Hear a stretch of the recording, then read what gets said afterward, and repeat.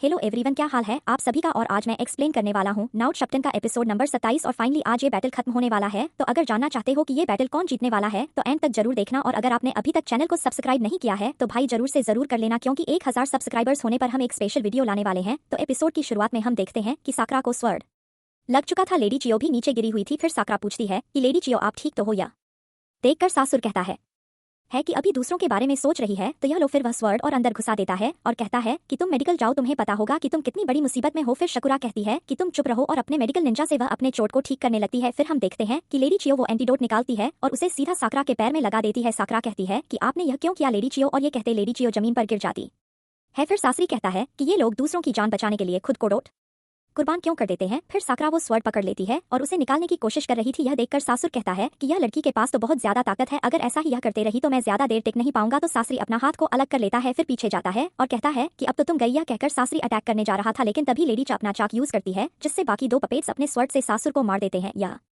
देखकर सासुर घबरा जाता है और उसका जो हार्ट टाइप रहता है ना, उसमें स्वर्ड घुस चुका था। वहीं लेडी चियो कहती है कि अब तुम हिल नहीं सकते, भले तुम्हारा बॉडी पपेट हो, लेकिन तुम्हें कुछ चाहिए होता है जिसे तुम अपना चाक स्टोर कर सको। मैं बहुत पहले ही समझ चुकी थी, जो तुम्हारे छाती पे लगा है वो शायद तुम्हारा चाक स्टोर कर रहा होगा। तभी हम देखते हैं कि साकरा नीचे गिर जाती है। लेडी चियो साकरा के पास जाती है और साकरा के अंदर से लेडी चियो वो स्वर्ड निकाल रही थी। साकरा को बहुत ज्यादा तकलीफ भी हो रहा था, लेकिन फाइनली वो स्वर्ड निकल जाता है और फिर लेडी चू अपने चाक से उस घाव को हील कर रही थी।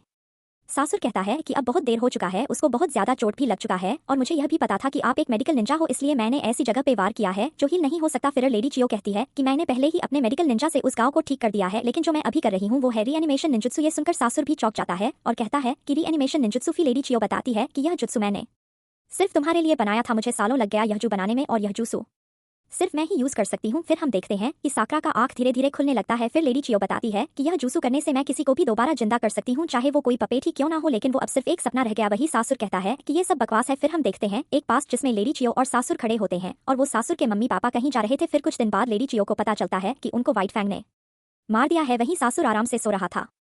फिर उसको कुछ आवाज सुनाई देता है, वो बाहर जाकर देखता है तो उसके सामने लेडी चियो खड़ी होती है और सासुरी कहता है कि लेडी चियो मेरे मम्मी पापा आ गए क्या। फिर लेडी चियो कहती है कि फिलहाल तो नहीं, क्योंकि उनको दूसरा मिशन भी दे दिया गया है तो वो जल्दी नहीं आने वाले। फिर हम देखते हैं कि ससुरी खिड़की के बाहर देख रहा था, ऑब्वियसली उनका इंतजार कर रहा होगा। कुछ दिन बाद सासरी अपने मम्मी पापा का पपेट्स बनाता है और उसी पपेट से वो दिन रात खेलता रहता है ताकि उसको अपने मम्मी पापा की याद ना आए। और फिर हम प्रिजन में देखते हैं सासरी को वो कहता है कि बताओ ग्रैंडमदर आप कब से इतना कमजोर दिल की हो गई। फिर साकरा जैसे तैसे उठने की कोशिश करती है। फिर सासरी पूछता है कि ये रीएनिमेशन जुत्सु में आपको तो मर जाना चाहिए था, तो आप जिंदा कैसे हो। लेडी चियो बताती है कि साकरा जिंदा थी, इसलिए रीएनिमेशन जुत्सु करने से मुझे कुछ भी नहीं हुआ। सासुर कहता है कि फिर तो यह बुरा हुआ, और ये सुनते ही साकरा बहुत गुस्सा हो जाती है और उसे एक पंच मारती है। सासुर कहता है कि तुम्हें पता है ना यह एक पपेट है, मुझे कुछ भी महसूस नहीं होने वाला, ऐसा करके तुम बस अपने आप को हर्ट कर रही हो, और अगर मेरी ग्रैंडमदर यहीं पे चल बैसे तो मुझे कोई भी फर्क नहीं पड़ने वाला, क्योंकि मुझे कुछ भी फील नहीं होता। साकरा बहुत गुस्सा करती है और कहती है कि तुम इतना घटिया इंसान हो, तुम्हारे अंदर परिवार नाम का कोई चीज भी है या नहीं। सासुर कहता है कि तुम्हें इतना भी नहीं पता कि एक शिनोबी को कैसा बिहेव करना चाहिए। तभी लेडी चियो कहती है साकरा यह सैंड विलेज और मेरी गलती के वजह से ऐसा बन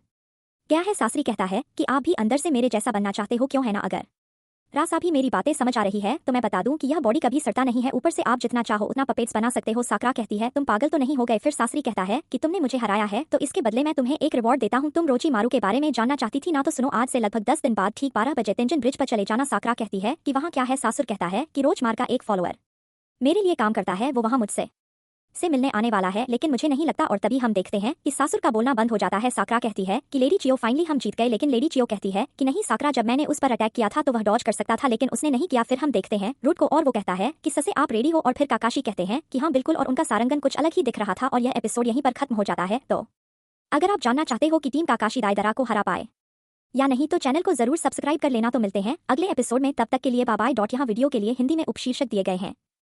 साकरा को तलवार लग चुकी थी और लेडी चियो भी नीचे गिरी हुई थी। साकरा पूछती है कि लेडी चियो आप ठीक तो हो। यह देखकर सासुर कहता है कि ये अभी भी दूसरों के बारे में सोच रही है, और वह तलवार को और अंदर घुसा देता है। वह कहता है कि तुम मेडिकल निंजा हो, तुम्हें पता होगा कि तुम कितनी बड़ी मुसीबत में हो। साकरा कहती है कि तुम चुप रहो, और अपने मेडिकल निंजा से वह अपने चोट को ठीक करने लगती है। लेडी चियो वो एंटीडोट निकालती है और उसे सीधा साकरा के पैर में लगा देती है। साकरा कहती है कि आपने यह क्यों किया, और ये कहते ही लेडी चियो जमीन पर गिर जाती है। सासरी कहता है कि ये लोग दूसरों की जान बचाने के लिए खुद को कुर्बान क्यों कर देते हैं। साकरा वो तलवार पकड़ लेती है और उसे निकालने की कोशिश करती है। यह देखकर सासुर कहता है कि इस लड़की के पास तो बहुत ज्यादा ताकत है, अगर ऐसा ही यह करती रही तो मैं ज्यादा देर टिक नहीं पाऊंगा। सासरी अपना हाथ अलग कर लेता है और पीछे जाकर कहता है कि अब तो तुम गई। यह कहकर सासरी अटैक करने जा रहा था, लेकिन तभी लेडी चियो अपना चाक यूज करती है, जिससे बाकी दो पपेट्स अपने तलवार से सासुर को मार देते हैं। यह देखकर सासुर घबरा जाता है और उसके दिल पर तलवार लग जाती है।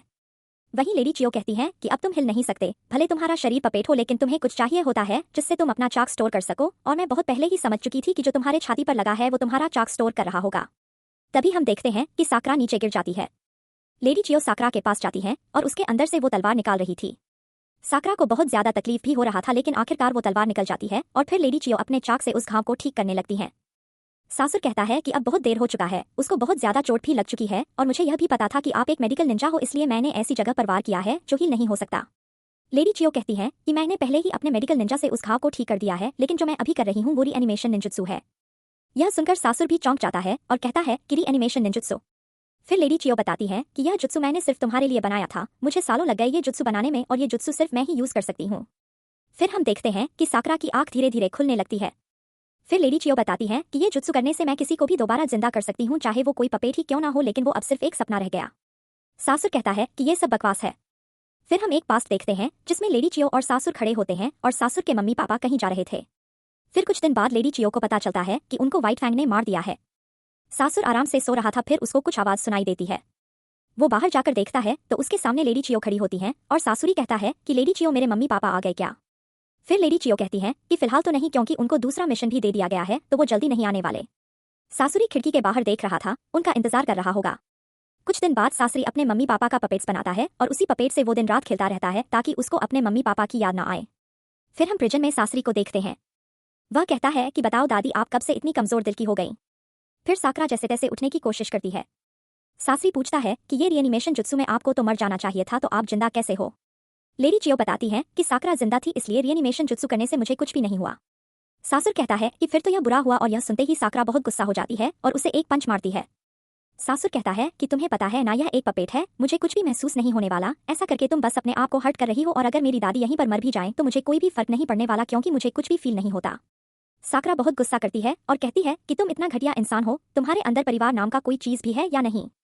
सासुर कहता है कि तुम्हें इतना भी नहीं पता कि एक शिनोबी को कैसा बिहेव करना चाहिए। तभी लेडी चियो कहती है, साकरा यह सैंड विलेज और मेरी गलती की वजह से ऐसा बन गया है। सासरी कहता है कि आप भी अंदर से मेरे जैसा बनना चाहते हो, क्यों है ना।